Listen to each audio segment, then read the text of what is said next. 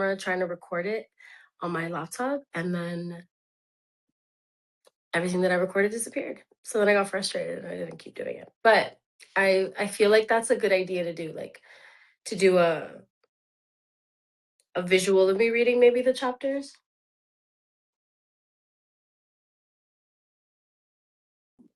So we can move it on a little bit faster. But for now, today I'm gonna read just in case you guys didn't read, or just in case you want to hear me read, because I feel like that today I want to read to you. No, it's a agua. This is water, everybody.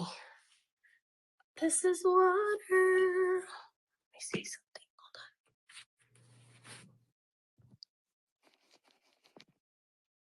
on. Oh my god. Oh my god, look.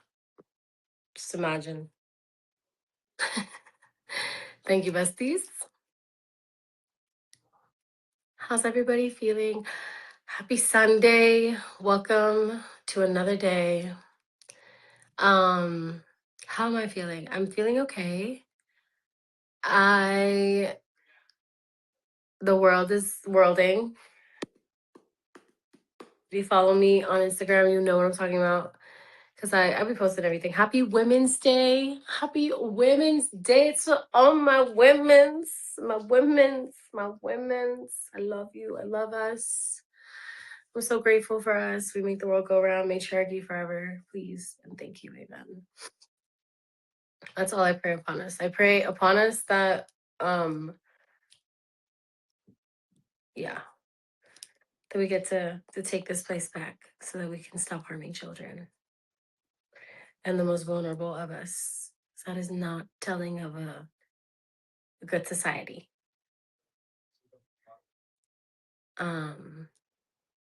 Yeah, things are so weird. It's actually really weird because I know that, so many people have had to live through uh so many different iterations of like US ramp up for war. And this has been building for so many years now, this war, this particular war, because there's all kinds of wars going on at the same time. And it's like part of a bigger war. And all of it is really ego and hubris. And I feel like it is such a good time to be reading this book and to be understanding the ways in which Big Brother, if you will, is watching and doesn't allow us to be truthful to ourselves, even.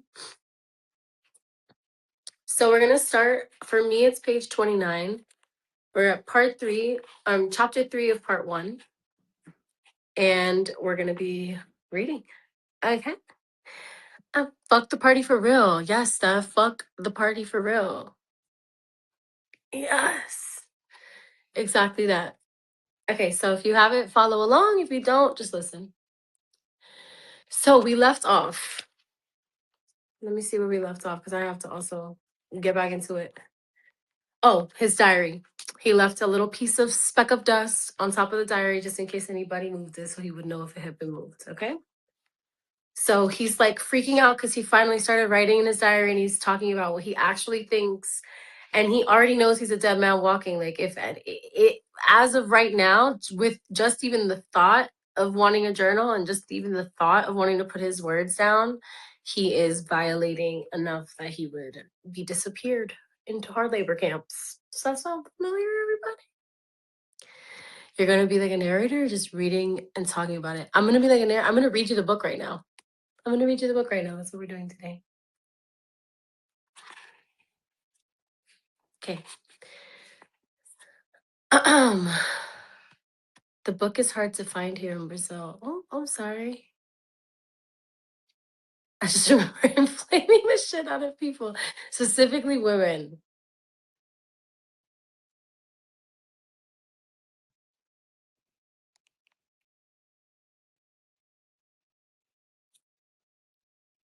Shasta, what's up?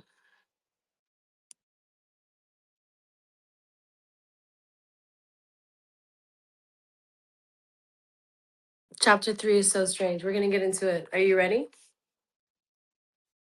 All right, let's get it. Winston was dreaming of his mother. He must, he thought, have been 10 or 11 years old when his mother had disappeared. She was tall. She was a tall, statuesque, rather silent woman with slow movements and magnificent fair hair. His father he remembered more vaguely as dark and thin, dressed always in neat dark clothes. Winston remembered especially the very thin soles of his father's shoes, and wearing spectacles. The two of them must evidently have been swallowed up in one of the first great purges of the 50s. At that moment, his mother was sitting in some place deep down beneath him, with his younger sister in her arms. He did not remember his sister at all, except as a tiny, feeble baby, always silent, with large, watchful eyes. Both of them were looking up at him. They were down in some subterranean place, the bottom of a well, for instance, or a very deep grave. But it was a place which, already far below him, was itself moving downwards. They were in the saloon of a sinking ship, looking up at him through the darkening water. There was still air in the saloon. They could still see him and he them, but all the while they were sinking down, down into the green waters, which in another moment must hide them from sight forever. He was out in the light and air while they were being sucked down to death, and they were down there because he was up here. He knew it, and they knew it, and he could see the knowledge in their faces. There was no reproach either in their faces or in their hearts, only the knowledge that they must die in order that he might remain alive, and that this was part of the unavoidable order of things. He could not remember what had happened, but he knew in his dream that in some way he lives on in his mother and his sister.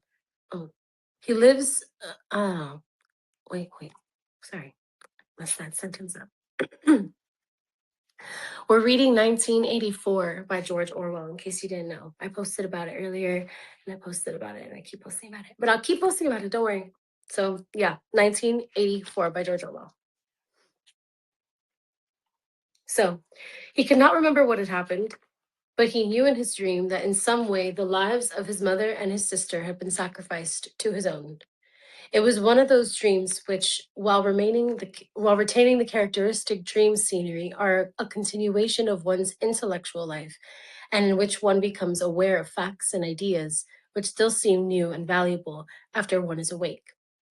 The thing that now suddenly struck Winston was that his mother's death, nearly 30 years ago, had been tragic and sorrowful in a way that was no longer possible. Tragedy, he perceived, belonged to the ancient time, to a time when there was still privacy, love, and friendship, and when the members of a family stood by one another without needing to know the reason. His mother's memory tore at his heart because she had died loving him when he was too young and selfish to love her in return, and because somehow, he did not remember how, she had sacrificed herself to a conception of loyalty that was private and unalterable. Such things, he saw, could not happen today. Today, there were fear, hatred, and pain, but no dignity of emotion or deep or complex sorrows. All this he seemed to see in the large eyes of his mother and his sister, looking up at him through the green water, hundreds of fathoms down and still sinking. Suddenly, he was standing on short, springy turf on a summer evening when the slanting rays of sun gilded the ground. The landscape that he was looking at recurred so often in his dreams that he was never fully certain whether or not he had seen it in the real world. In his waking thoughts, he called it the Golden Country. It was an old rabbit-bitten pasture with a foot track wandering across it and a mole hole here and there. In the ragged hedge on the opposite side of the field, the boughs of the elm trees were swaying very faintly in the breeze, their leaves just stirring in dense masses like women's hair. Somewhere near at hand, though out of sight, there was a clear, slow-moving stream where dace were swimming in the pools under the willow trees. I don't know what dace are. I'm assuming there's some sort of um like fish or duck. Anybody? Dace, D-A-C-E. Where's my handy dandy dictionary? I know we had a couple on the last side. We gotta designate your role, guys. New word alert. New word alert. Dace. A what? D-A-C-E, dace.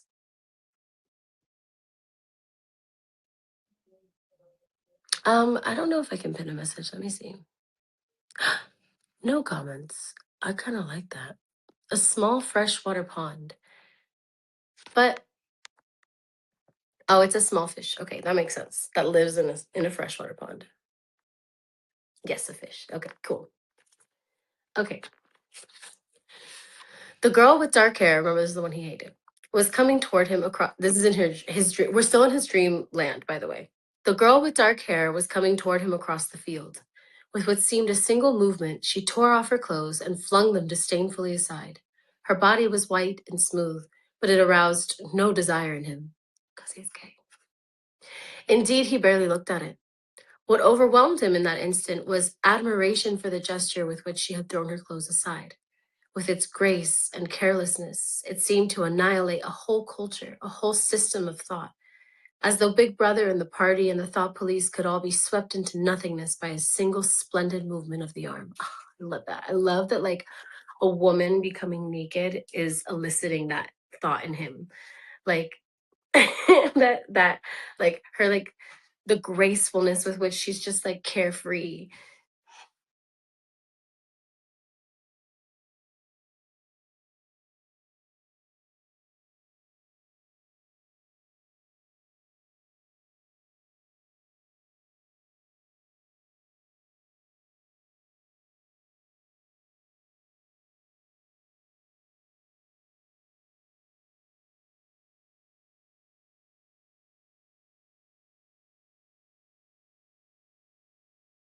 Admiration for the gesture with which she had thrown her clothes aside.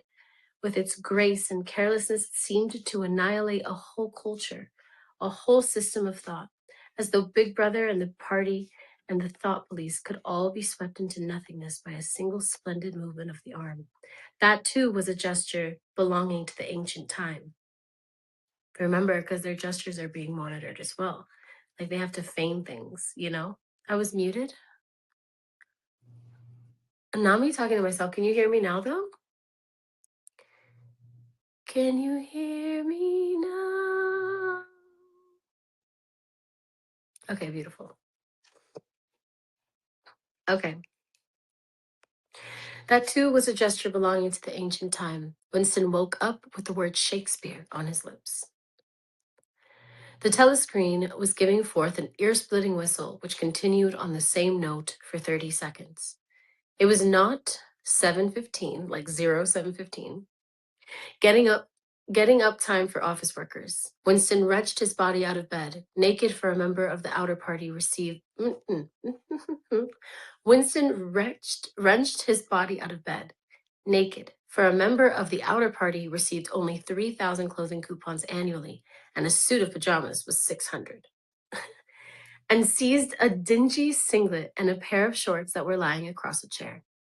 The physical jerks would begin in 3 minutes. The physical jerks is capitalized. So the next moment, he was doubled up by a violent coughing fit, which nearly always attacked him soon after waking up.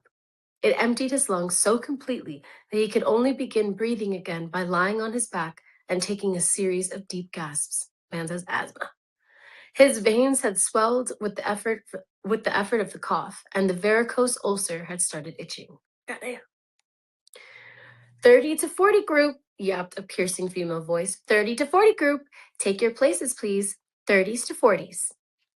Winston sprang to attention in front of the telescreen, upon which the image of a youngish woman, scrawny but muscular, dressed in tunic and gym shoes, had already appeared. Arms bending and stretching, she rapped out. Take your time, by me. 1, 2, 3, 4. 1, 2, 3, 4. Come on, comrades, put a bit of life into it. 1, 2, 3, 4. 1, 2, 3, 4. The pain of the coughing fit had not quite driven out of Winston's mind the impression made by his dream, and the rhythmic movements of the exercise restored it somewhat. As he mechanically shot his arms back and forth, wearing on his face the look of grim enjoyment, which was considered proper during physical jerks, he was struggling to think his way backward into the dim period of his early childhood.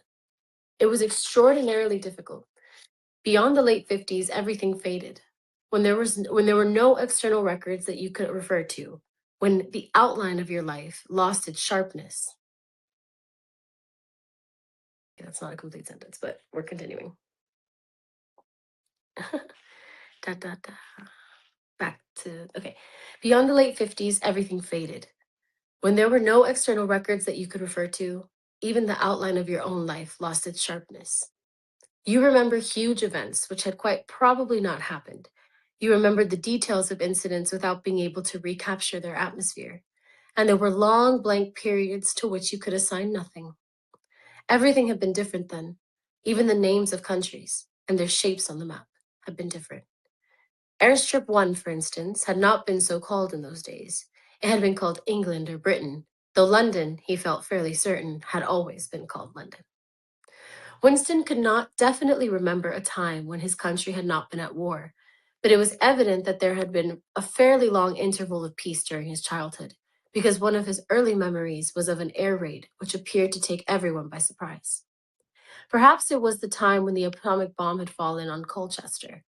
He did not remember the raid itself, but he did remember his father's hand clutching his own as they hurried down, down, down into some place deep in the earth, round and round a spiral staircase which rang under his feet, and which finally so wearied his legs that he began whimpering and they had to stop and rest. His mother, in her slow, dreamy way, was following a long way behind them. She was carrying his baby sister, or perhaps it was a bundle of blankets that she was carrying. He was not certain whether his sister had been born then. Finally, they had emerged into a noisy, crowded place, which he had realized to be a tube station. There were people sitting all over the stone flag floor, and other people, packed tightly together, were sitting on metal bunks, one above the other. Winston and his mother and father found themselves a place on the floor, and near them an old man and an old woman were sitting side by side on a bunk. The old man had on a decent dark suit and a black cloth cap pushed back from very white hair. His face was scarlet, and his eyes were blue and full of tears. He reeked of gin. It seemed to breathe out of his skin in place of sweat, and one could have fancied that the tears welling in his eyes were pure gin. But though slightly drunk, he was also suffering under some grief that was genuine and unbearable. In his childish way, Winston grasped that some terrible thing, something that was beyond forgiveness and could never be remedied, had just happened. It also seemed to him that he knew what it was. Someone whom the old man loved, a little granddaughter perhaps, had been killed. Every few minutes, the old man kept repeating, "We didn't ought to have trusted him. I said so, Ma, didn't I? That's what come of trusting him. I said so all along. We didn't ought to have trusted the buggers." That's my British accent of an old man. But which buggers they didn't ought to have trusted, Winston could not now remember. Since about that time, war had been literally continuous, though strictly speaking, it had not always been the same war. For several months during his childhood, there had been confused street fighting in London itself, some of which he remembered vividly. But to trace out the history of the whole period, to say who was fighting whom at any given moment would have been utterly impossible, since no written record and no spoken word ever made mention of any other alignment than the existing one. At this moment, for example, in 1984, if it was 1984, Oceania was at war with Eurasia and in alliance with Eastasia. In no public or private utterance was it ever admitted that the three powers had at any time been grouped along different lines. Actually, as Winston well knew, it was only 4 years since Oceania had been at war with Eastasia and in alliance with Eurasia. But that was merely a piece of furtive knowledge which he happened to possess because his memory was not satisfactorily under control. Officially, the change of partners had never happened. Oceania was at war with Eurasia. Therefore, Oceania had always been at war with Eurasia. The enemy of the moment always represented absolute evil, and it followed that any past or future agreement with him was impossible. All right, this is something I highlighted while I was reading. The frightening thing, he reflected for the 10,000th time, as he forced his shoulders painfully backward with hands on hips that were gyrating their bodies from the waist. Oh, he's in the middle of exercising while he's having these thoughts. So he just woke up from a dream and he woke up to like a super crazy sound that hits for 30 seconds. And then he's like exercising while he's having these super deep existential thoughts inside himself. And he masks with whatever perceptive face they want him to have. You know what I mean? So back. Guys, I can't speak Portuguese. I love you, but I literally can't read this in Portuguese. I love you. The frightening thing, he reflected for the 10,000th time as he forced his shoulders painfully backward. With hands on hips, they were gyrating their bodies from the waist, an exercise that's supposed to be good for the back muscles. The frightening thing was that it might all be true. If the party could thrust its hand into the past and say of this or that event, it never happened, that surely was more terrifying than mere torture and death. And I highlighted that.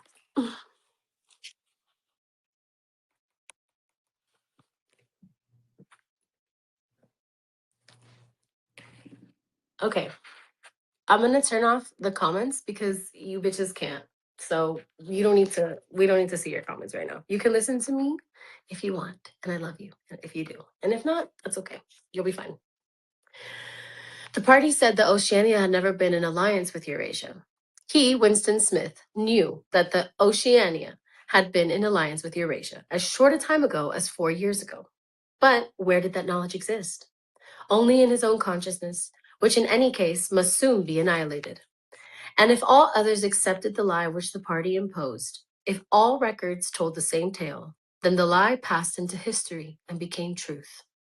Who controls the past, ran the party slogan, controls the future. Who controls the present controls the past.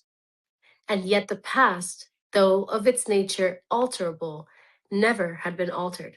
Whatever was true now was true from everlasting to everlasting. It was quite simple. All that was needed was an unending series of victories over your own memory. Reality control, they call it. In newspeak, doublethink. Stand easy, barked the instructors, a little more genially. I don't know what genially means. Genial, I'm assuming. Genially. Go off. Oh, I need your comments for this.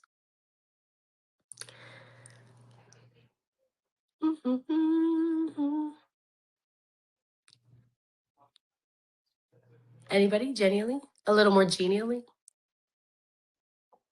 Giovanna, thank you for creating the list, my queen. Friendly. Okay, friendly. Genial. Yeah, that makes sense. That makes sense. Okay, I'm closing you out again. Bye. Stand easy, but nicely. Sorry. Stand easy, barked the instructress a little more genially. Winston sank his arms to his sides, and slowly refilled his lungs with air. I also marked this. His mind slid away into the labyrinth world of doublethink.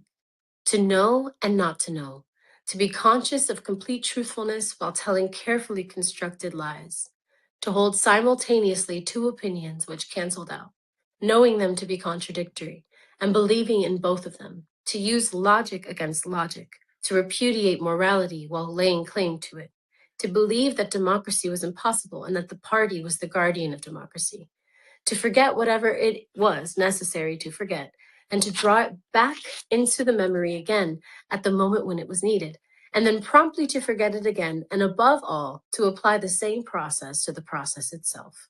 That was the ultimate subtlety. Consciously to induce unconsciousness, and then once again to become unconscious of the act of hypnosis you had just performed. Even to understand the word doublethink involved the use of doublethink. That one took me 4 times to read to understand, by the way. Like, I marked it and I was like, and that's the point, right? It's mind fuckery. That's how it feels every day waking up in this empire, bro. Every day I'm like, when I read the news, double think, double speak, hypocrisy to its highest extent. It's insanity.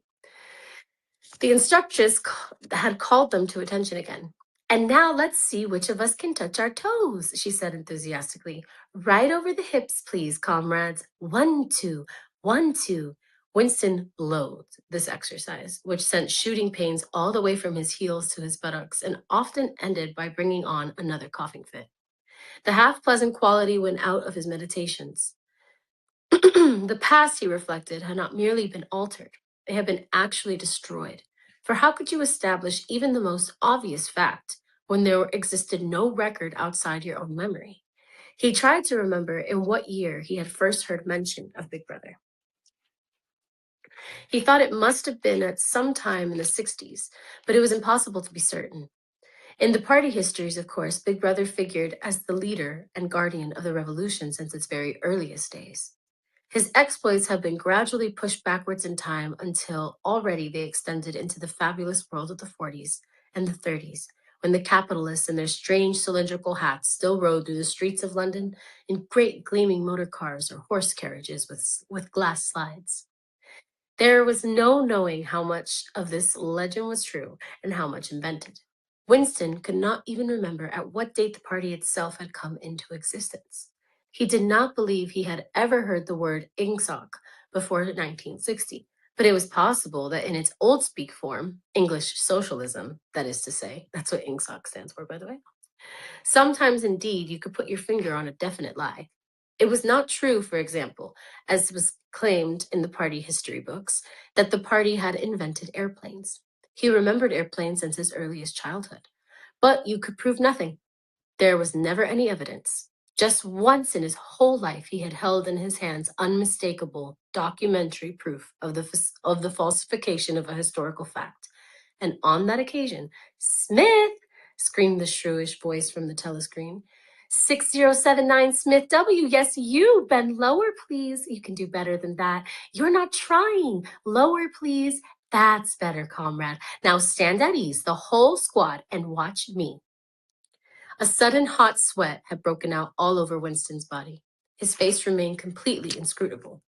Never show dismay, never show resentment. A single flicker of the eyes could give you away. He stood watching while the instructress raised her arms above her head, and one could not say gracefully, but with remarkable neatness and efficiency, bent over and tucked the first joint of her fingers under her toes. There, comrades. That's how I want to see you doing it. Watch me again. I'm 39 and I've had 4 children. Now look, she bent over again. You see, my knees aren't bent.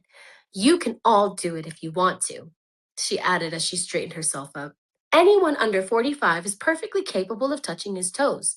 We don't all have the privilege of fighting on the front line, but at least we can all keep fit. Remember our boys on the Malabar front and the sailors in the floating fortresses. Just think what they have to put up with. Now try again. That's better, comrade. That's much better, she added encouragingly as Winston, with a violent lunge, succeeded in touching his toes with knees unbent for the first time in several years. All right, chapter 4. So, no, we're doing discussion after in the internal coven. Okay, never mind. All right.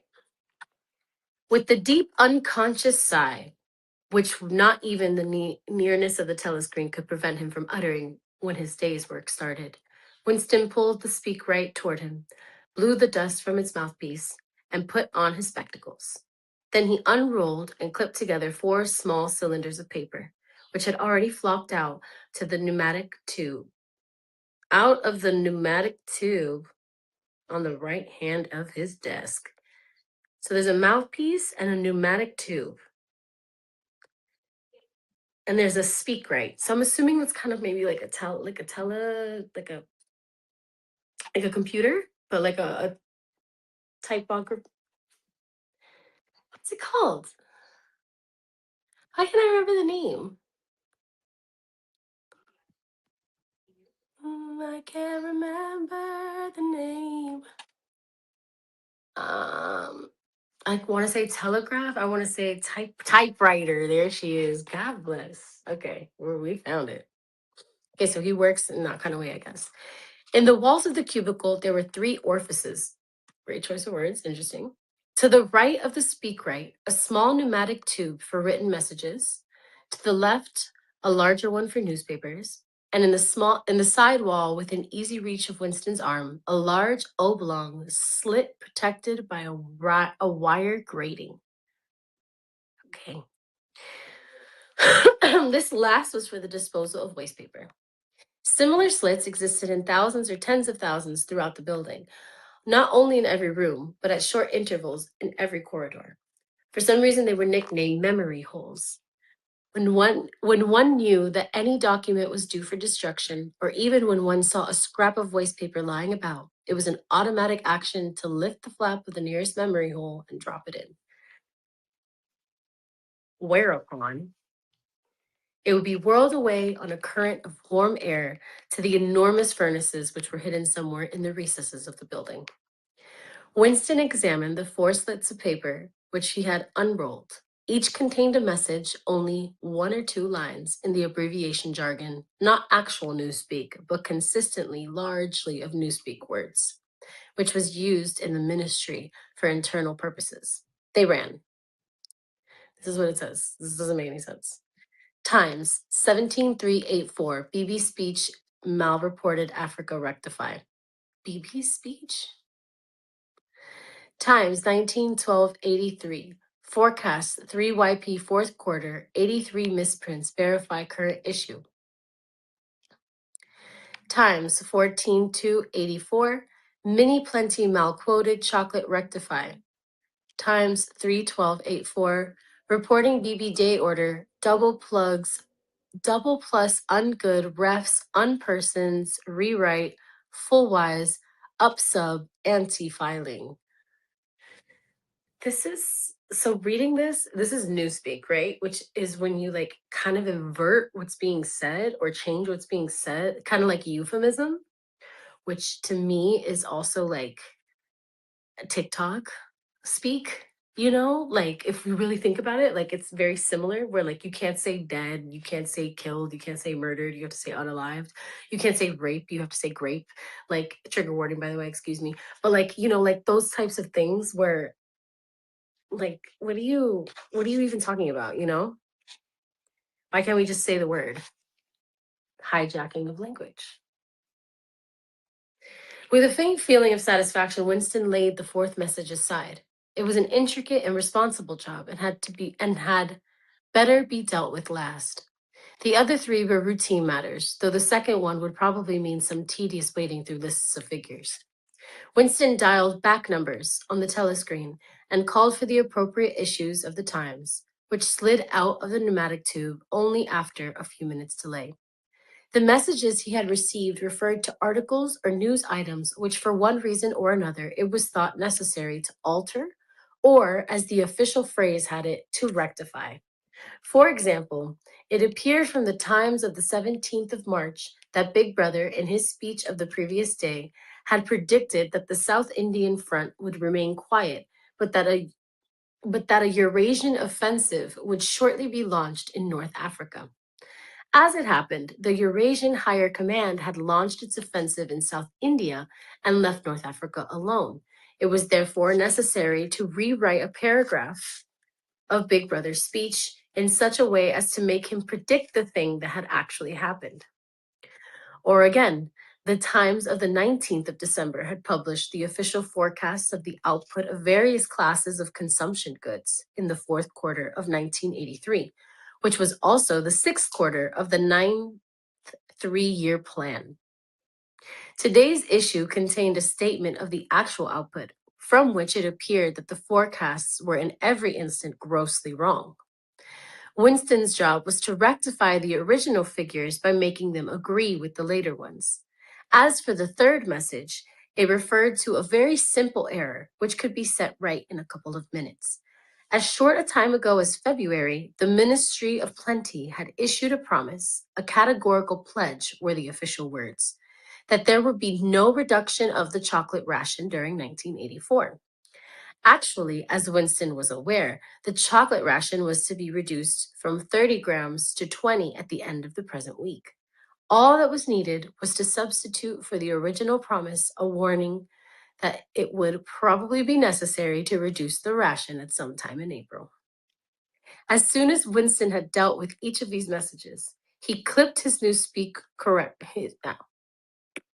As soon as Winston had dealt with each of these messages, he clipped his speak written corrections to the appropriate copy of the Times and pushed them into the pneumatic tube. Then, with a movement which was as nearly as possible as unconscious, he crumbled up the original message and any notes that he himself had made and dropped them into the memory hole to be devoured by the flames. Bitch, if this ain't happening right the fuck now, I don't know. I don't like how much of a prediction this book is. I'm pretty sure he wrote this book literally in the 40s. If I'm not mistaken, I could be mistaken. He died in the 50s. So, holy shit. Holy shit. Wow. What a, you know? What a. Okay, let's go back. Where are we at though? Into the flames. Okay. What happened in the unseen labyrinth to which the pneumatic tubes led? He did not know in detail, but he did know in general terms. As soon as all the corrections which happened to be necessary in any particular number of the times had been assembled and collated, that number would be reprinted, the original copy destroyed, and the corrected copy placed on the files in its stead. This process of continuous alteration does not sound like what they're doing to the Epstein files. Like, hello? Okay. The original copy destroyed. This process of continuous alteration was applied not only to newspapers, but to books, periodicals, pamphlets, posters, leaflets, films, soundtracks, cartoons, photographs, to every kind of literature or documentation which might conceivably hold any political or ideological significance. Day by day and almost minute by minute, the past was brought up to date. In this way, every prediction made by the party could be shown by documentary evidence to have always been correct. Nor was any item of news or any expression of opinion which conflicted with the needs of the moment ever allowed to remain on record. All history was a palimpsest. We got another word. Palimpsest. Palimpsest. Palimpsest. Okay, let me.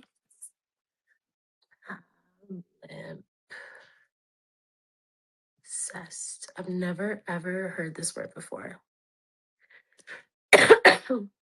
What the fuck is that? What does that mean? Giovanna! Palimpsest. Yes, palimpsest, Maria. Go off, my little birds. A manuscript or piece of writing material on which the original writing has been effaced to make room for later writing, but of which traces remain. So, not even one of those? Is that what it's saying? Where the hell is that word even? Hello? Yeah. All history was a palimpsest, scraped clean and reinscribed exactly as often as was necessary.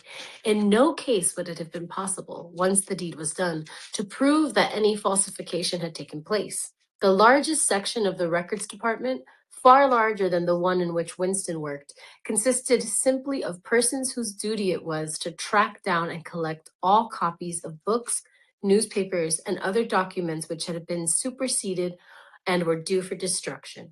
A number of the times which might, because of changes in political alignment or mistaken prophecies uttered by Big Brother, have been written a dozen times, still stood on the files bearing its original date, and no other copy existed to contradict it.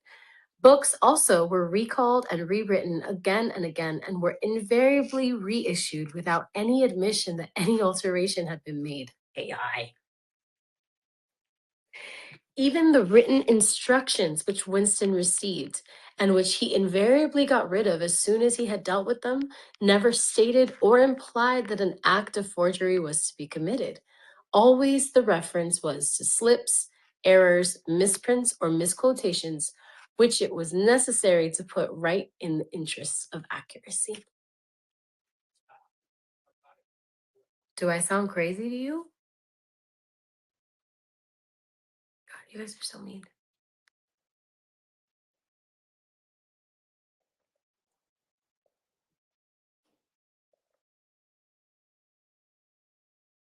Just gonna stare at me while I drink more water.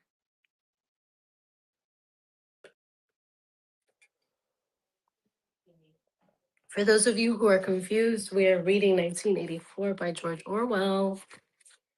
And we're going to be doing this every Sunday until we're done with the book. And let's see, we got 15 more minutes here. And then I'm going to go over to to the Coven land, into the Coven to discuss together. Okay.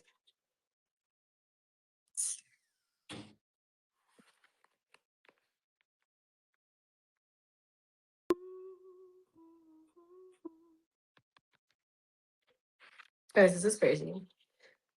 Okay, but actually, he thought as he readjusted the Ministry of Plenty's figures, it was not even forgery. It was merely the substitution of one piece of nonsense for another. Most of the material that you were dealing with had no connection with anything in the real world, not even the kind of connection that is contained in a direct lie. Statistics were just as much a fantasy in their original version as in their rectified version. A great deal of the time you were expected to make them up out of your head. For example, the Ministry of Plenty's forecast had estimated the output of boots for the quarter at 145 million pairs. The actual output was given as 62 millions. Winston, however, in rewriting the forecast, marked the figure down to 57 millions, so as to allow for the usual claim that the quota had been overfilled. In any case, 62 millions was no nearer the truth than 57 millions, or than 145 millions. Very likely no boots had been produced at all. Likelier still, nobody knew how many had been produced, much less cared. All one knew was that every quarter astronomical numbers of boots were produced on paper, while perhaps half the population of Oceania went barefoot. And so it was with every class of recorded fact, great or small. Everything faded away into a shadow world in which finally even the date of the year had become uncertain.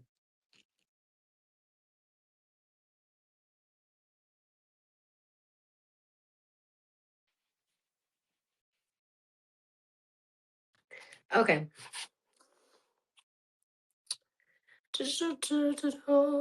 Okay, Winston glanced across the hall. In the corresponding cubicle on the other side, a small, precise looking, dark chinned man named Tillotson was working steadily away with a folded newspaper in his knee and on his knee and his mouth very close to the mouthpiece of the speakwrite. He had the air of trying to keep what he was saying a secret between himself and the telescreen. He looked up and his spectacles darted a hostile flash in Winston's direction. Winston hardly knew Tillotson, and had no idea what work he was employed on. People in the records department did not readily talk about their jobs.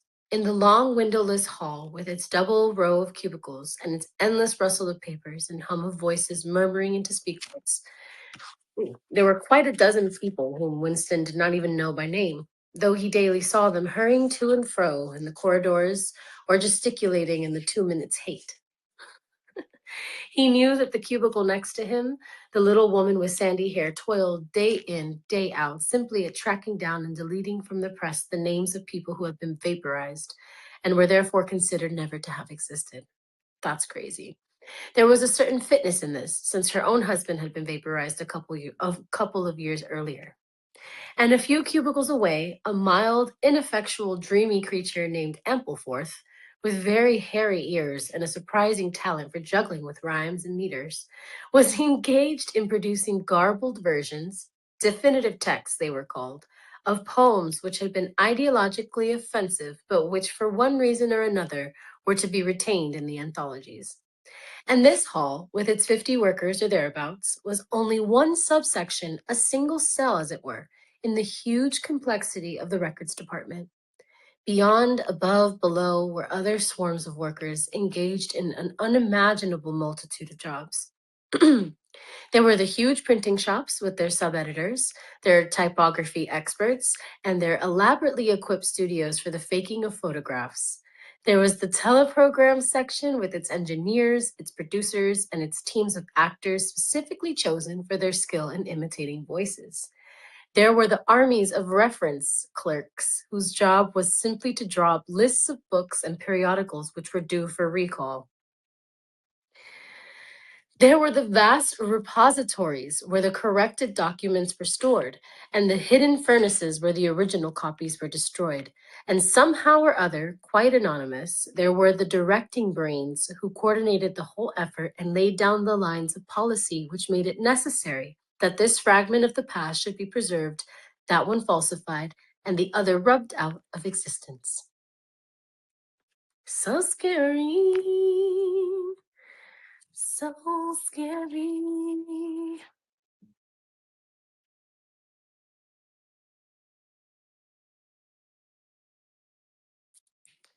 Very, very scary.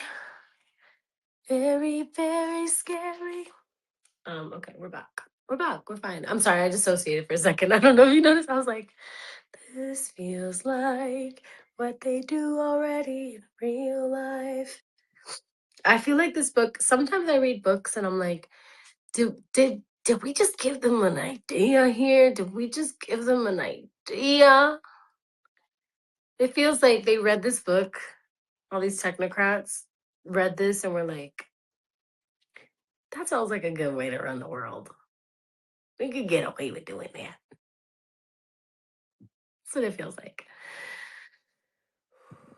Okay, I'm back in my body.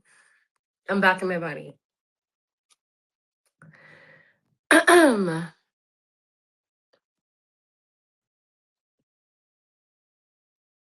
Okay.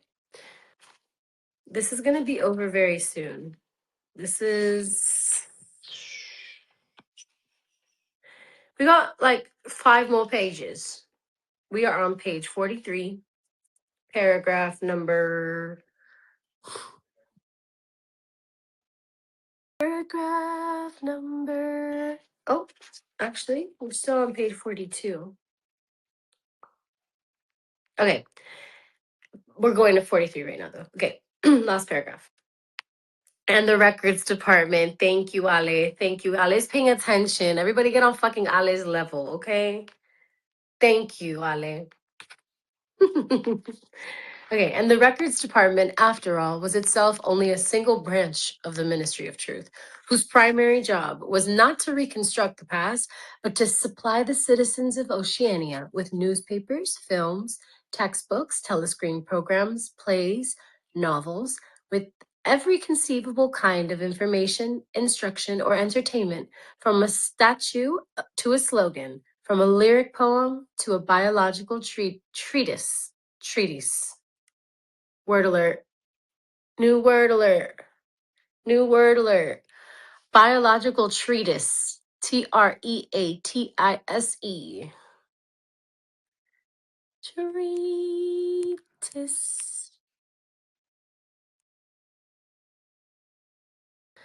So if you guys go over to the like the board of messages within the app, an amazing, I think her name is Stephanie. She made like an amazing Google Doc and like just post in general where like if you can't find the book, if you can't afford the book, you can read the book for free. On this website that she posted, I believe. And also feel free to get the book in your own language, you know? If you need it in Spanish, si lo necesita en español, si lo necesita en portugués, hazlo. Get it. Get it in your language. I'm going to be reading it in English, but you know what? Maybe some days I can do it in Spanish. I'm just not as good of a reader in Spanish, but we can try, you know. Aquí se habla español. Okay, Mila. And agree. No, not treaty. Biological treatise. A written work dealing formally and systematically with a subject. Okay. Okay. Okay. Written work about biology. Got it. Okay. Okay. Get back. Get back to it. Get back to it. This is a long ass sentence, so I got to start from the top again. Okay. And the records department, after all, was itself only a single branch of the Ministry of Truth, whose primary job was not to reconstruct the past, but to supply the citizens of Oceania with newspapers, films, textbooks, telescreen programs, plays, novels, with every conceivable kind of information, instruction, or entertainment, from a statue to a slogan, from a lyric poem to a biological treatise, and from a child's spelling book to a newspeak dictionary. And the ministry had not only to supply the multifarious needs of the party, but also to repeat the whole operation at a lower level for the benefit of the proletariat. The proletariat. There was a whole chain of separate departments dealing with proletarian literature. We're gonna have proletarian. I should know what this means, but I don't. I'm sorry. Proletarian. I'm glad we're gonna learn today though, together. I think this is it. Proletarian. New word alert, new word alert, new word alert.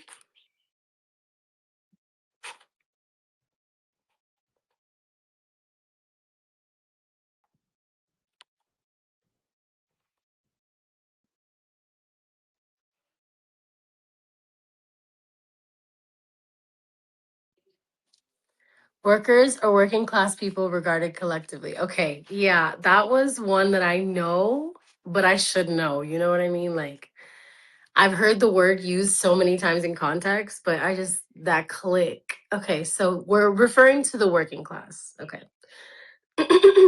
We're back. We're back. I'm sorry. Also, it's spring is springing, and this house that I'm staying in has like a lot of like airflow from the outside, and my allergies are kicking, honey. So I'm sorry for the you know what I mean? I apologize. But alas, here we are.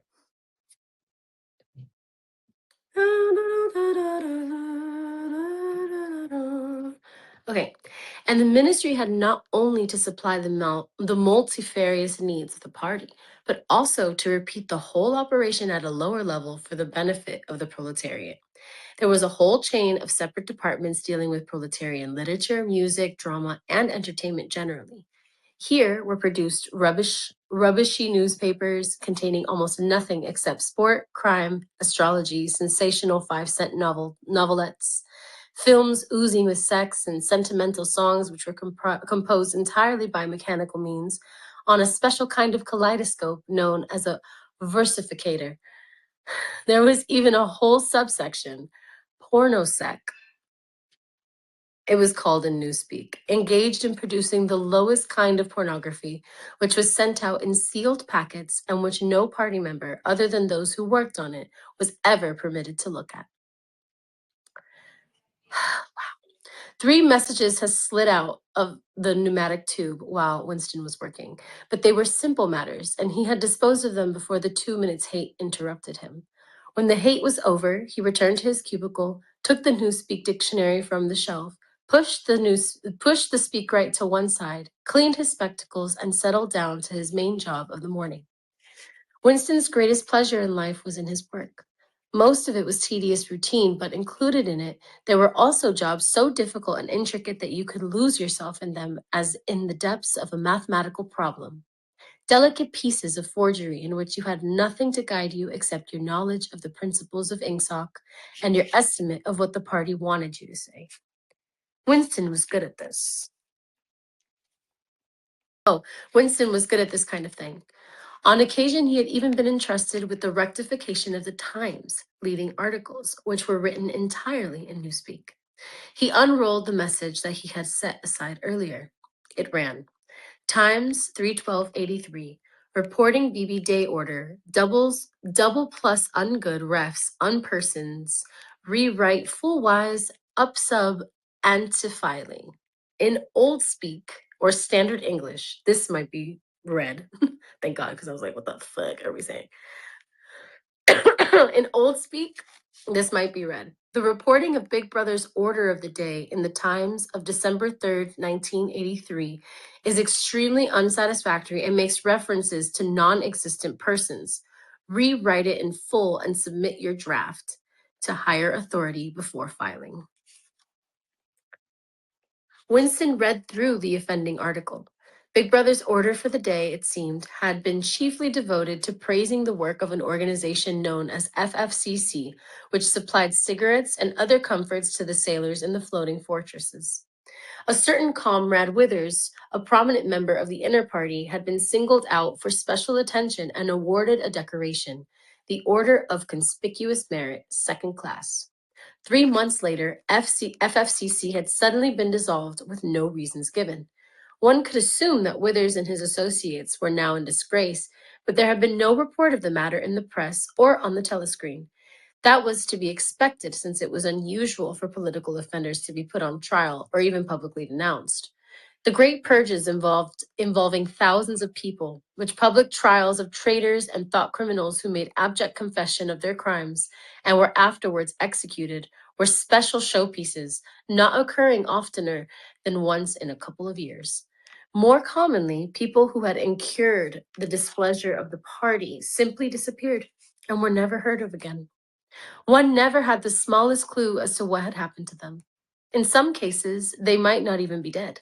Perhaps 30 people personally known to Winston, not counting his parents, had disappeared at one time or another. Winston stroked his nose gently with a paperclip. In the cubicle across the way, Comrade Tillotson was still crouching secretively over his speak grate. He raised his head for a moment. Again, the hostile spectacle flash. Winston wondered whether Comrade Tillotson was engaged on the same job as himself. It was perfectly possible. So tricky a piece of work would be would never oh, so tricky a piece of work would never be to so tricky a piece of work would never be entrusted to a single person. On the other hand, to turn it over to a committee would be to admit openly that an act of fabrication was taking place.